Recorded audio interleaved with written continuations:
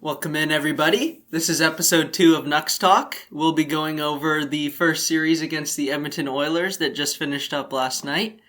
Just a little bit. It's going to be our thoughts and feelings, reactions to the game, a little bit of therapy from last night's game, but some celebration from the opener. So sit back, relax, and join us.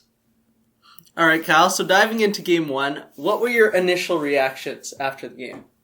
Well, I think just to start, I think it was a tale of two games, right? I thought we came out really hot in the opener, and maybe not even that. I think just Edmonton came out flat. We made less mistakes. I felt like our goalie played better, and we capitalized on our chances.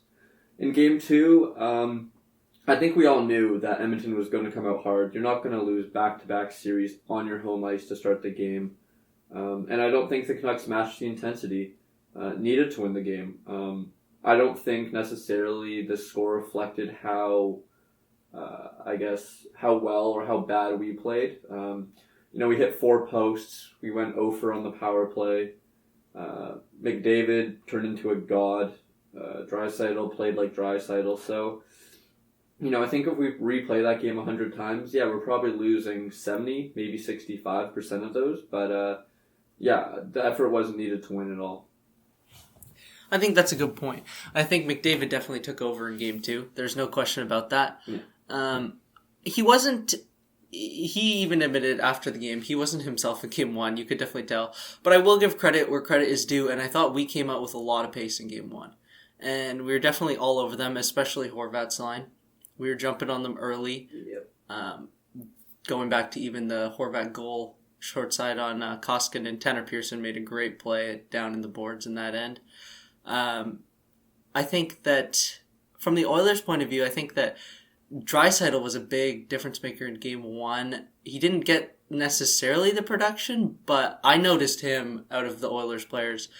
But I think we controlled most of their team for the first game. Yeah, and I think, look, we say, we controlled Draisaitl and McDavid the first game. They still end up with 5 and 4 points, 9 points combined in 2 games. That's not necessarily controlling them. But to your point, I think Bo Horvat's line was probably our best line over both games, not just the first. But I thought they were really good in the second. Niels Hoglander and Tanner Pearson complement Bo Horvat very nicely. And let's talk about Niels Hoglander. First game, first goal. I think that's just good juju. The Brock Besser, first game, first goal. Elias Pettersson, first game, first goal. Those players have turned out pretty well for Vancouver. So if the pattern continues, I think we should be pretty happy about Hoglander. I thought some guys have come out slow to start the season, and I think some guys have started where they may have left off. Tyler Mott, I think, has been one of those players where I'm like, okay, wow, I don't think the playoffs were a fluke. He's ready to go, and he's moving. Jake Virtanen, I thought, has played pretty poorly. And, even Quinn Hughes hasn't played maybe up to the standard that we have expected. I say that as he's leading our team in points, and he's over a point a game as a defenseman. So, it's 2 games into the season. Lots to improve. I don't think we've seen the Canucks play their best hockey by any stretch, but we split the series, so, I agree. I think Hoglander there was a lot of talk about him, and you weren't exactly sure what you were going to get, but he came out with the whole line, like you said, just firing. He came out with a lot of pace. I wonder if that's due to the fact that he has been playing for hockey for 3 months. Certainly helps. And then I would say I agree with you with Quinn Hughes. It's kind of weird to watch. He is putting up the points, but like you said, he's not necessarily playing the way we expect him to. But I think that's because of the high expectations that he set after his year last year. The ranking he's got on the Norris Trophy going into the season, I think expectations are just a lot higher. And they could be unfair, but he is putting up numbers still. And we have split the series, so there's nothing to panic about. He's definitely playing well. Another thing I wanted to touch on was I think the goalies are playing well. We talked about this earlier, but I don't think there's been a weak goal per se yet this season. No, I don't think any soft ones have been let in, Yeah, we've been scored on 8 times, but realistically, I mean, would you have liked the one at the end of the first? McDavid's 1 second. Yeah, I think that was really a kick in the, what there. But I agree. I think our goalies have been good. I think Holtby played very well his first game, and I think Demko played very well the second game. He made some real nice stops, and we still are averaging 4 goals a game against, which is going to have to come down. I think that McDavid goal before the period ended there, I think that was just a miscommunication, maybe just a miscue. Bo Horvat needs to tie up that face-off with 2.5 seconds left on the clock. You tie that draw, that puck probably does not go in the net. I mean, yeah, it's almost like everything that could have happened wrong kind of happened. Bo Horvat doesn't tie up the draw, and then Nate Schmidt doesn't, tie up McDavid, and they score with, 0.7 left on the clock. 1-0 game, 2-0 game. That's a big difference, especially going with the long shift in the second. Again, the brakes didn't crack for the Canucks this game, and they did for the Oilers. And Oilers have you could argue two of the best players in the entire world. So it's game 2. Heading off to Calgary. But to stick with Edmonton a bit here, 0 for 7 on the power play. I don't necessarily think they've been bad. Good zone time, but not getting shots through and not producing. That's going to be key against Edmonton. It's going to be key against Toronto. Going to be key against Winnipeg. With all these teams having really good power plays, we're going to need one too. I think so. I think Edmonton's an interesting team because it is essentially 2 players against the world. And I know Oilers fans will not like that statement. They'll tell me that Yamamoto has been great, that Cassian has been great, and that Nugent Hopkins has played well in the first 2 games. Yep. But it makes me just wonder how much of their points are just inflated because of these 2 guys, and how much help playing on their wings helps. Like, we say that Draisaitl did end up getting, I think, 2 assists in game 1, maybe. I think he had 1 point in game 1, and I think he had 4 apples yesterday. So, Draisaitl quietly has put up these numbers in the first 2 games, but you look at game 1 where we're able to win that game, we score 5 goals, and there's no supporting cast. It's like you per se shut down those 2 guys, and you come out of the game with a win. Edmonton is not a team I'm scared of. I think it's early still, and I think that we just came out a bit slow. Our legs on a back-to-back were just not under us as much as they needed to be last night.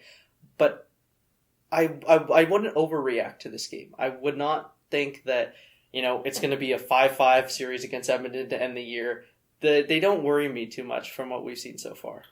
Yeah, I think Edmonton, kind of like Toronto, I think they're a pretty scary regular season team. They have high offensive upside. They have high elite talent on their team.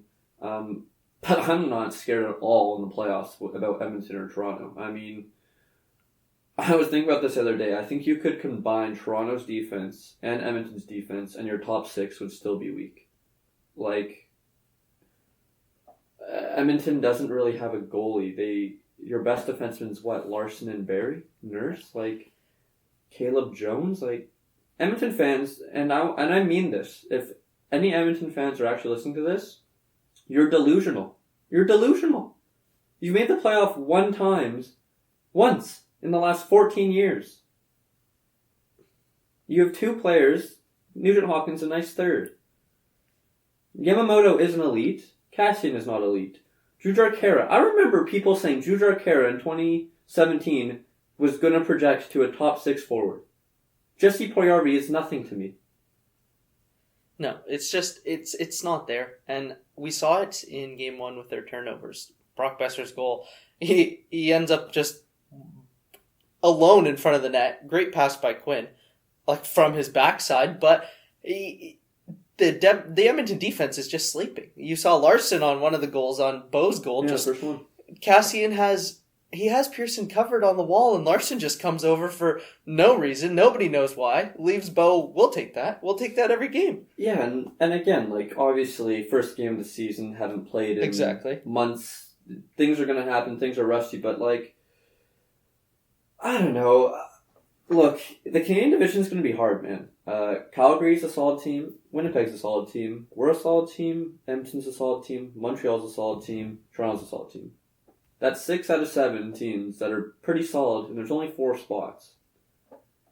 What it's going to come down to is, look, Edmonton's going to win when McDavid and Draisaitl produce. I mean, that's probably going to come to surprise of no one. When your two best players score a lot, you're going to win. And when they don't, you're going to lose. I mean, kind of going back to our stars, Quinn has 3 points in 2 games, and he hasn't played his best hockey yet. And if that's him not playing his best hockey, I'll take it. Look, I don't think Quinn's going to get worse as the season rolls on. I think he's only going to get better, and that's something to build off of. Pettersson's had his chances, has only a point to show for it. What's hurting him is his draws, I think. We're missing Miller a lot in our top 6, and I think that it can't be understated. I think that's a good point. I think to come out with a split in Edmonton, especially without Miller, arguably our best forward, is huge. Yep. And I think that there's a lot of positives to take from the first series, especially looking at Brock Besser. I think when that line comes to full force, when Miller's back in the lineup, Petey's hit a post. He's still put up a point. Besser's got 2 goals in that first game, and he looked really good out there. Game 1. He looked like vintage Besser. Yeah, he did. That's good of you to bring that up. Not only was the release back, I mean, that was evident by the 2 goals. That was rookie Brock Besser snipes, but I think his whole game is really starting to take shape. I mean, he's flying around there. He's actually good in his defensive zone. It wasn't too long ago where Besser was a defensive liability, and I think Besser's really improved in that aspect of his game. He's just a more mature player now, and I think he's almost taken a bit of a leadership role in terms of driving the offense. Last year, the year before, you have Petey, Bo, JT, Hughes. Besser needs to be a big part of that, and he's proven that so far. And it is nice to see Besser really back on track. And we talked about this early. I mean, Besser, Petey, and Miller are going to probably have to average a point a game. I think we're off to a good start. I think without Miller, it's definitely tough. So when you look at the other 5 forwards in the top 6, I think so far out of 2 games, you would say that they've all played very well. I mean, Petey's played well, Brock's played well. The second line was going both games. Yeah, I've liked the second line. Jake Virtanen, let's talk about him, because that's kind of what we're getting at here. Yeah. You can start it off. I mean, what are your thoughts? Well, I think it's interesting because we came in with the first episode on this podcast saying that there might be a little bit of a hole in the second line, and Hoglander had the opportunity to fill that, and we didn't know what was going to happen there. But then the news broke about Ben and Miller, and then we found out, okay, Jake's going to be on line 1. Big opportunity for Jake in these first 2 games, and you saw from the coaching changes, game and a half in, Jake's already moved off that first line. He looks like Jake from last year. He doesn't look like there's anything added. We've always said with Jake that he has all the tools, but it's just putting them all together. And with this opportunity to play with 2 high-skilled players, and it's not like those players had bad games either because they were both producing, it just didn't seem to work in the first 2 games. Yeah, disappointing effort by Jake and result by Jake. I kind of want to balance this out by saying, I guess it's not the easiest task of Jake to go against Draisaitl and McDavid every night. That's probably not the most favorable matchup for a guy like Jake. But that being said, if you're not producing, I don't want you to have flybys. I want you to finish your checks. I want you to get it in dirty areas. Maybe mix it up after the play. Like, do something to show the coach that you're actually interested in the game. Like, look, at the end of the day, Jake might have not played great, but what I think is more concerning is his lack of almost intensity and effort on the ice. Like, he gets put on the 4th line, and he actually plays better. I thought the 4th line with Jake on it played well, and I think the 4th line in general has played well. We have a decent bottom 6. It is disappointing, but that does then leave another opportunity. Miller isn't back in, another week and a half? Another week, probably? He misses the whole road trip, I believe. Right. So he's out Saturday against Calgary. He should be out Monday against Calgary, and then it's up in the air, I think, for Montreal. Gotcha. So that leaves about 3, 4, 5 games of who's going to step up, which is interesting. We saw Mott play some time on the top 6, a guy has played very well. We saw Gaudette get a turn on the wing with them, and we also saw Hoglander get a turn. So, I mean, we have options, and that's nice. But again, a big opportunity for someone who really wants to say, hey, yeah, like, I have offensive upside. I can play in a top 6 role, if need be. Who's going to claim that? I agree with your points about Jake. I also think that, to balance it out, maybe the opportunity was just too big for him. The lack of effort, I don't think we can argue that. I think there was a little bit of lack of effort, but I think when he was playing in the bottom 6, on the third line, on the fourth line, he did look better. I think we might just be realizing that that is his role on this team, and that the challenge of playing on the top line, it was an opportunity, but maybe that's just not where he's going to fit in. And the thing is, when JT comes back, we don't need him to play those top 6 minutes. And so playing on the third line, maybe this was an unfair evaluation of Jake. Maybe it's just like, had he played on the bottom 6 the first 2 games, he would have looked great. It's hard to say with only 2 game sample size. Yeah, really good point. It's never an easy task going against McDavid and Draisaitl, no matter who you are. And not only to do that, but starting the kind of the wonky season, not having a training camp. No preseason games. Right. It's also Jake Virtanen. That's a hard task. Yeah. And look, Jake has all the offensive tools. I don't think he's ever been known as a really shutdown defensive player. So, again, I like Green, but, looking back on it, do you want to put a mod in there who's a bit more defensively sound? Gaudette's improved his defensive game. Hoglander's a dog. I mean, we can talk about Hoglander a little bit later on. He's showing all the effort. He's winning puck battles, and he's only, 5'9"? He's a scrappy guy. 5'9", 185, I believe. Yeah, there you go. So, yeah, again, this team has options, and exactly right, Tom. It's no time to press the panic button. It's 2 games. We got the split. What did you see from our defensive core? We kind of mentioned and touched on Hughes. What have you seen from newcomers like Nate Schmidt, Juolevi, and Hamonic? I thought Schmidt has played very well in the first 2 games. I like going to game 2, his goal from the point. Goal shot from the point about a foot off the ice. He has a very quick release when he drags that puck to the middle. And watching him in Vegas, he gets the puck through almost every time. There's not many block shots off the stick of Nate Schmidt. I think that he played well on his own end. He was moving his feet pretty well. As far as Hamonic, I thought he played well. He got a slashing penalty that I thought was it a slash? I guess so. We talked about it. The officiating, I think, is one thing we need to bring up. Yeah, we'll talk about that later. Yeah, but the defense played well. I thought Hamonic played well defensively. He looked a little slow to me, but I think that's because he had the limited training camp because of his quarantine.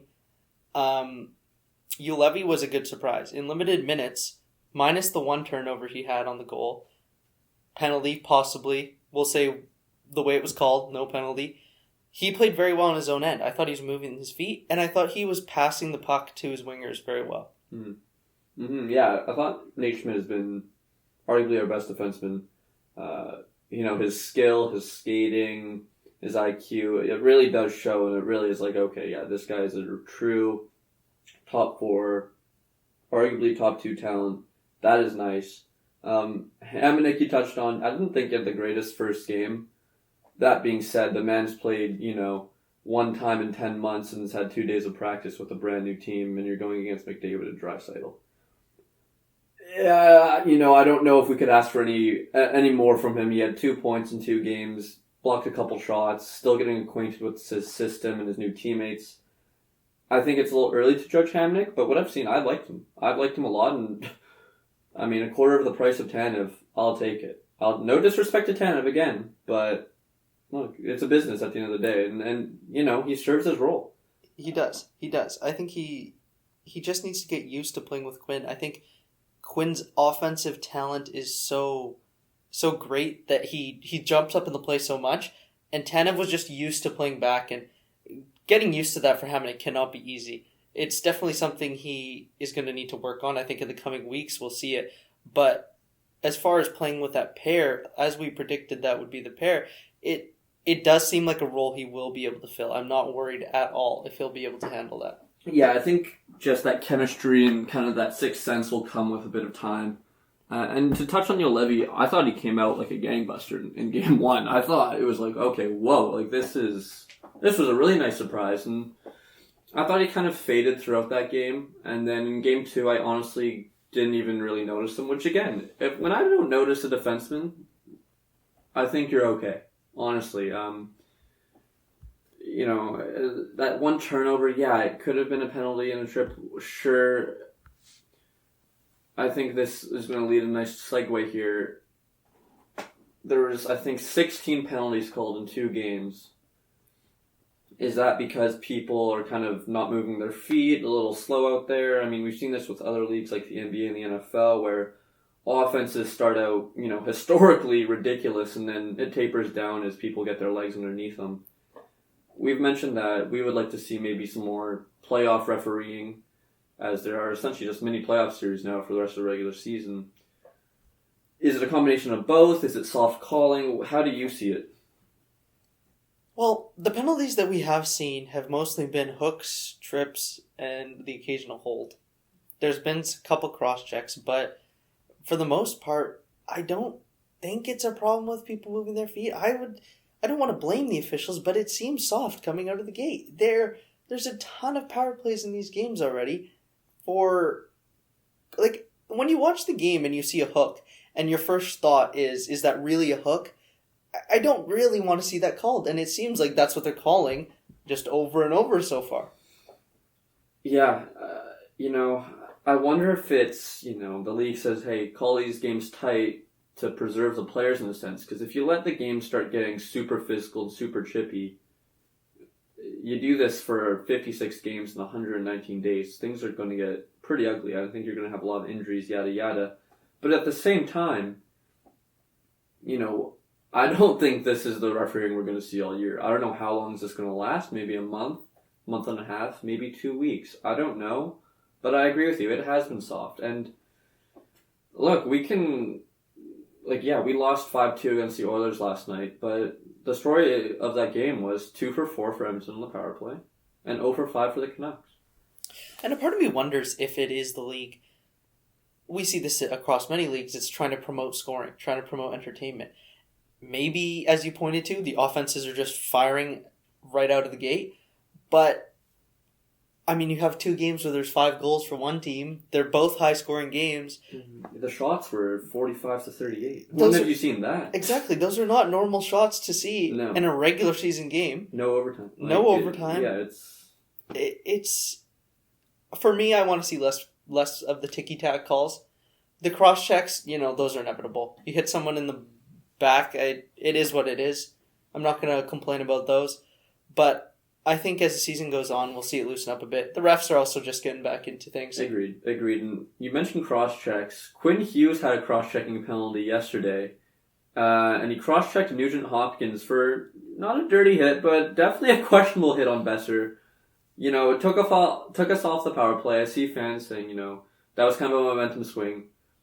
I think long-term, I love that. Quinn Hughes, 21-year-old star defenseman, standing up for a 23-year-old star winger. He literally breaks his stick on Nugent Hopkins straight to the box. How did you see that play out? Personally, that brought a smile to my face. I love to see that. I love to see our guys stick up for one another because in the past, historically, the Canucks haven't really done a fantastic job of sticking up for one another, so I thought that was a positive thing that Quinn Hughes did, and as you said, cross-checking, that was a cross-check, and that one was well warranted. No, I agree. I think that we definitely need to stick up for each other, especially because they're young stars that we have on our team. We don't have veteran stars yet. You could argue Petey, but I mean, you look at the age and it's Miller, just... maybe. Maybe Miller, yeah. You look at the ages of these guys and there's not much to say that one dirty hit could take these guys out for a while and ruin their careers. So things like this is definitely needed. And maybe we don't have the exact roster, you would say, on paper to go out there and protect our stars. But things like this from Quinn, little things like this can go a long way in the locker room especially. And it took us off the power play, call it what you will. But you're not going to let Besser get hit and just ignore it. This isn't a thing where you just let your stars get hit. It goes around the league, and then other teams just start pounding you into the boards every chance they get. Yeah, and even to add on to that, I think our young guys do a good job of sticking up for one another, and themselves even more importantly. I mean, Petey in the first game, you see that little kind of back shot he did where he saw a guy over his shoulder and just boom. you're going to think twice before trying to hit Petey, from behind there. And I don't know, just watching during the game, Petey will always kind of get slashed and hooked, and he's jabbing him right back. So that's something positive where I see with this team is they don't really get taken advantage of a whole lot, considering Petey's a smaller guy. Hughes is obviously small in stature. I wouldn't say Besser's necessarily a physical monster. So that's a positive thing I've seen, and I hopefully that continues along within the season. I mean, the Flames are a scrappy bunch with Tkachuk, and obviously the Oilers have some scrappy guys in Cassian and Kara and what have you. So yeah, I think that was really positive. I think that we had 2 games so far that there wasn't a lot of physical play. And I think that's just a bit of the guys really getting going. We just didn't see the scrums behind the net that we're used to. And I think that's a bit of beginning of the season versus what we were used to watching when we came out of hockey, which was playoff hockey. Almost every whistle's a scrum behind the net. You just didn't have the guys going at it. But the rivalries are just starting. And so in this Canadian division, when you're going to be seeing each other 9-10 times, by Series 2, by Series 3, you just have to imagine how there's just going to be scrums after every whistle. Right, and I will say, the intensity is going to pick up here, and with every game that goes by, the games mean even more. And the points even matter more. Because these aren't 2-point games, these are really 4-point games. And, I think we probably have another 2 weeks of kind of feeling out process, and then you're going to see these teams get super competitive, super intense, and the physicality is going to skyrocket. So, just a little bit about the bottom 6 here. What did you think about Adam Gaudette's game? I thought Gaudette started out really slow in the first game. I thought his first 2 periods, quite frankly, were just bad. Flat out bad. Honestly, I'll say half of the first game was bad. He started picking up late second period, and third period, I think he had his legs going. Obviously gets the nice goal. I've really liked Gaudette's game in the second game as well. The thing is, he's averaging 9 minutes and 30 seconds a game. I don't understand why he's not getting more minutes. Is it a matchup thing with Draisaitl and being on the PK a lot and McDavid and being on the power play 5 times? I think that definitely plays a role. But I think Travis Green needs to try to fit Gaudette more into the lineup and get him some more minutes. He's effective. And, should Gaudette be getting the same minutes as McEwen? I don't think so. I think he deserves a bit more. And I thought he was effective the second game. And I'd like him to get a real opportunity to play some, 13 minutes a game, 12 minutes a game. I think Gaudette did start out slow in game 1, definitely. He had a few first shifts there where there were some turnovers in the offensive zone I did not like. He was skating well, but he was kind of going nowhere. He was just skating. It looked a little bit like public skating, I hate to admit. He wasn't really going anywhere. He wasn't really touching the puck, and when he did, it was on and off his stick, a turnover or just losing the puck. He did get the goal. Great shot. But I think you make an interesting point about the minutes. And looking in the minutes, you have Sutter, Beagle, and Mott, who ended up playing quite a few minutes in the first 2 games.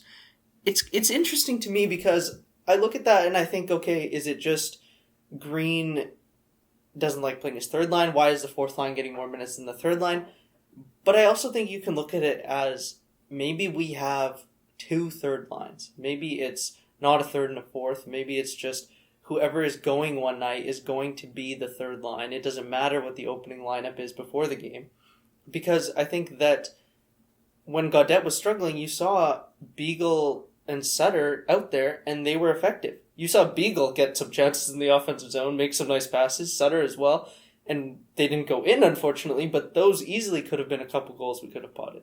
Yeah, I think also it's important to note that Sutter and Beagle and Mott do play on the PK quite a bit, and when you have 10 minutes of penalty kill time in the game, Sutter and Beagle are probably going to get 3-4 minutes of those, so that kind of inflates their numbers a little bit. I would really like to know ice time 5-on-5. But yeah, I think Gaudette has a nice release. He won the Hobie Baker Award. Tons of offensive upside. I think he's improved his defensive game. I don't think he's been horrible on the faceoffs. He's been better than Petey on the faceoffs, that's for sure. I don't know. I agree. I think our fourth line has been effective. And I think putting Jake on the third line with Gaudette and McEwen, maybe, I don't know who you put up. Maybe Roussel on the first line? That just seems greasy. I don't know. It does. But, yeah, you need to find ways to get Gaudette more minutes. Yeah. Looking at game one, Gaudette ends up with about 8-9 minutes, and Beagle and Sutter with 16. So it's about doubled. And I bet you 3-4 minutes is due to the PK. But it's interesting to see, and I don't know how Green's going to do it, because when you look at the game, with the way the lines are, I don't know how he's going to fit them in. Game one, Brock at 17. I mean, it's not like the first line was taking up crazy minutes. It was fairly spread in a game that we won. Mm-hmm. Game two, where we're down, you saw the first line over 20 minutes, so it makes sense that he would have lower minutes. But maybe he jumps up on that first line for a game. With that, though, comes you need to produce, because we saw the shuffling start in game two. We saw Jake's short leash that he had on that first line. So I think that anyone that you put on that first line is going to have a short leash. And so you need to produce, which is a tough situation for these normally bottom six guys to try to jump up there and to try to fill that hole, which makes me question we always talk about depth on this team and that there's competition. I think there is a lot of depth in the bottom six, but with the early absence of JT Miller, it makes me look and say, okay, say one of our top six forwards gets hurt during the year, or say they miss time with COVID, how are we going to fill the top six role that we need?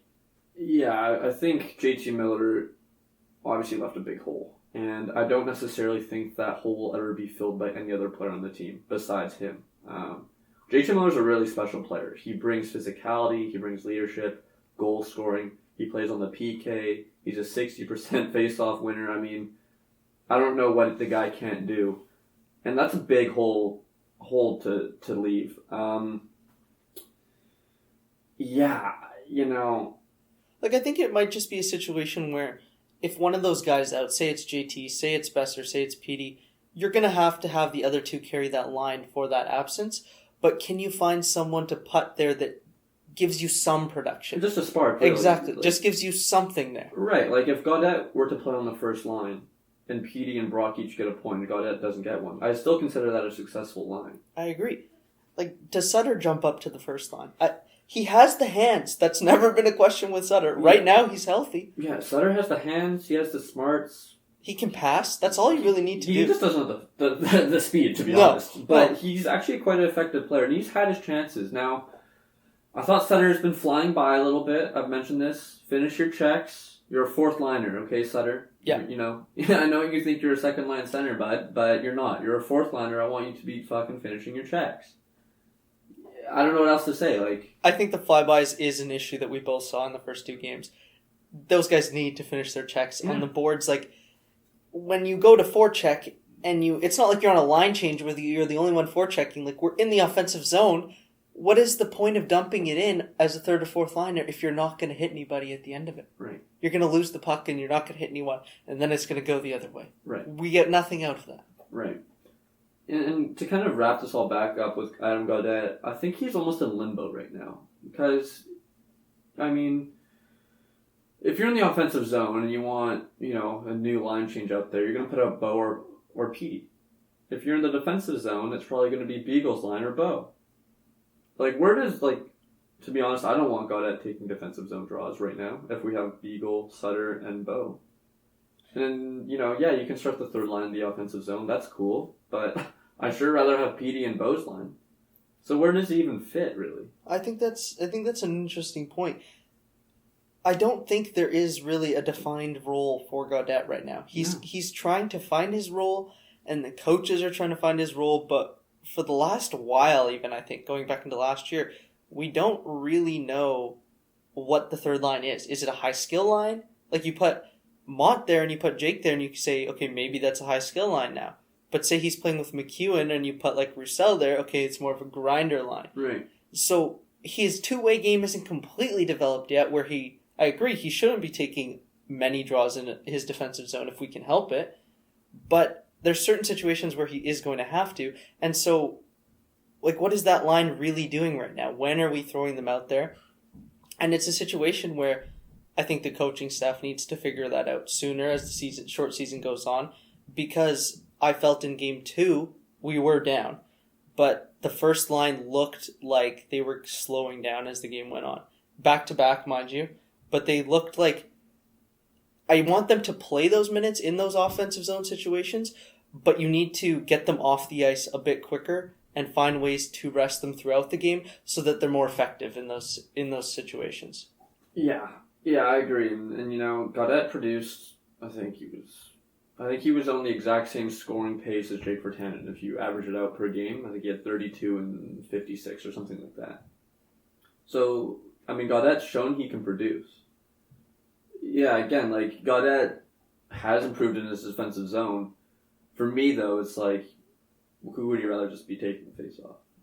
And, you know, he hasn't proven that he is that 50-plus face-off guy. And the same goes with Petey, to be fair. Like, you know, McDavid made a concerted effort to improve his face-offs this year. I think he was like 60+% against Bo Horvat and Petey. Like, that's elite. Yeah. Is Petey a winger who shades into the middle during the play? Like, to be honest, when JT Miller's back, he's going to be taking draws. I think that definitely was evident in these first two games. JT's impact definitely goes a little bit unnoticed in the draws because it allows both of them, him and Pettersson, to just interchange when they're on the ice. One can cover the middle, one can play on the wing, one can take draws. You see them even different guys taking draws on different sides of the ice. It's just the whole line combinations just seem a little bit thrown off because of the unexpected hole that JT created. Yeah, and JT, it left a significant hole. Like, I don't want to understate this. If Calgary lost Tkachuk for 2 weeks, if McDavid, if, like, let's say Nugent Hopkins was missing from Edmonton, that would be a significant piece of them. And JT Miller, again, he was our best player last year. Besides Jacob Markstrom, maybe Quinn Hughes, JT Miller was our best player. Career year, 72 points in 69 games, 27 goals, 45 assists, great on the draws, kills penalties, hits people. He's a vocal leader. It's a significant hole, and I think if we could honestly remain even throughout this kind of storm here without Miller, that would be really significant. I think that's definitely a good point. Moving on a little bit to the defense, I do want to touch on Edler a little bit. We saw Edmonton attack Edler's side with McDavid. Now, I will ask you, is that more of McDavid's absurd speed and the age of Edler? Obviously, he can't turn as well as he did when he was young. Is that more of just something they saw? Do you see that being an issue in going forward in the season? Or do you think that's just McDavid taking advantage of a small matchup there, and we shouldn't worry about that at all? Yeah, I don't think, firstly, Edler's going to be playing McDavid and Draisaitl every night. Thank God. He's going to be playing them 10 times, though. So that is significant to mention. Yeah, I think McDavid and the Oilers, as a whole for that matter, did attack Edler's side. Edler's matched up with Nate Schmidt. As an offensive player, who would you rather face going down the boards, Nate Schmidt or Alex Edler? It's Alex Edler. So whether forwards have to shade to that side now, whether Edler needs to change up something in his game, that is a good point to mention because, yeah, the Edmonton Oilers almost exclusively attacked Edler's side when he was on the ice. And, you know, the first game, the results didn't really come, but the second game, it really was evident. And Edmonton Oilers were quite effective. I think that's something we can look forward to, jot down, look forward to, and just analyze that as the series continues throughout the year because we're going to get a lot of film on each other. And so does Edler change something in his game? Do we find a way with the forwards, the center to help that side? Because like you pointed out, you don't want to attack Schmidt's side on that pair. So they're going to go to Edler's side, but say game 4, game 5, game 6, maybe Edler's able to shut them down. We can look back and say, okay, this is how we adjusted, and this is how Travis Green made some adjustments, or is this going to continue? I mean, hopefully not. But it's still early. 2 games, small sample size. And I think, you know, as far as the Edmonton series, I think coming out with a split, on a back-to-back is a pretty good result without JT Miller. Yeah, I'm not pressing the panic button. Obviously, I was a little frustrated last night. I don't like when the Canucks lose. I'm a Canucks fan, but yeah, it's not the end of the world. We're still trying to find our feet, still trying to build chemistry, a lot of new pieces. I think, after this Calgary series, talk to us and see how we feel. If we drop 2 or 3, okay, Miller starts seeing a little bit more important, and if we start dropping them when Miller comes back, okay, we might have overestimated our team. On the flip side, we win a couple against Calgary, Miller comes back, and we're even better. Watch out. Very early. We're two games in, got the split. We can build up things, then we're going to have to change things. So, yeah, it is very early, and we've got Calgary next on Saturday. So going into Saturday, just a brief preview. What do you want to see? As far as the team, I think they're playing well. Obviously, they're just going to keep getting their legs. If you were coaching, would you change the lineup at all? That's what I'm getting at. Niels Hoglander saw a shift on line 1. I thought he looked pretty good on that line with PD and Besser. Is there anything you would change in the lines, or would you just roll it out and see how it performs against Calgary? Because we have only played one team. Yeah, for me, I either want Mott or Roussel on line 1 to start the Calgary series, and it comes down to the simple fact that Calgary is probably the dirtiest team in Canada. We saw the Hannafit hit on Connor. That was a dirty hit. Straight up. Kachuk's an absolute goon. Lucic is a meat missile. I want some protection for PD and Bess. I think Mott and Roussel also are fast enough to keep up with them. And, as much as, we say, Roussel's just a grinder, he has some decent hands. He puts up decent points, and Mott has offensive upside. I think you keep Niels, Pearson, and Bowe together just because of how effective they were.